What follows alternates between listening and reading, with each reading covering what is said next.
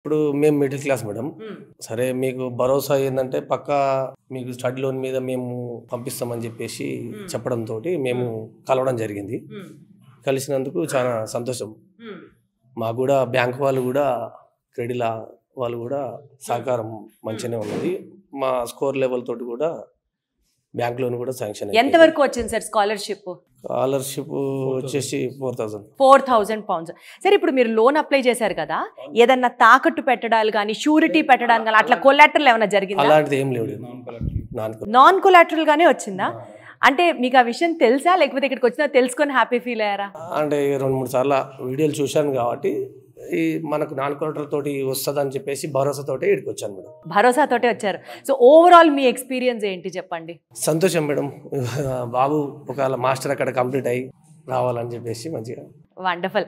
So మీరు masters చేయడానికి యూకేకి వెళ్ళడానికి వీసోర్స్ వాళ్ళు మీకు అంటే ఫాదర్కి సపోర్ట్ చేసినట్లుగా ఫినాన్షియల్గా నేను మాట్లాడలేదు, యాజ్ అ స్టూడెంట్ మిమ్మల్ని గ్రూమ్ చేయడానికి ఎలా హెల్ప్ చేశారు? అంటే కాలేజ్ చూస్ చేసుకోవడంలో బాగా హెల్ప్ చేశారు. ఫస్ట్ లోన్స్ అంటే ఎలాంటి పాయింట్స్ చెప్పేవాళ్ళు కాలేజ్ చూస్ చేసుకోవడం? అంటే అకార్డింగ్ టు మన అకాడమిక్ స్కోర్ బట్టి దాన్ని బట్టి మనకి ఇప్పుడు ఐఎల్స్ లేకున్నా సరే కానీ మంచి కాలేజ్ వచ్చేటట్టు చూసుకోవడం కానీ 10 to 15 కాలేజెస్ ఇచ్చారు. ఆ కాలేజెస్ మంచి కాలేజెస్, నేను చాలా ట్రై చూశాను. 15 కాలేజెస్ వరకు ఉన్నాయి.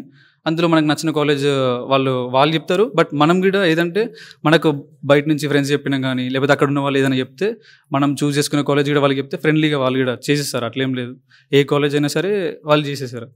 సో నేను టీ సైడ్ చూస్ చేసుకున్నాను ప్రజెంట్. సో మాక్సిమం మీకు ఒక డెసిషన్ తీసుకోవడానికి వాళ్ళు సపోర్ట్ చేస్తారు. Wonderful, thank you so much, all the very best.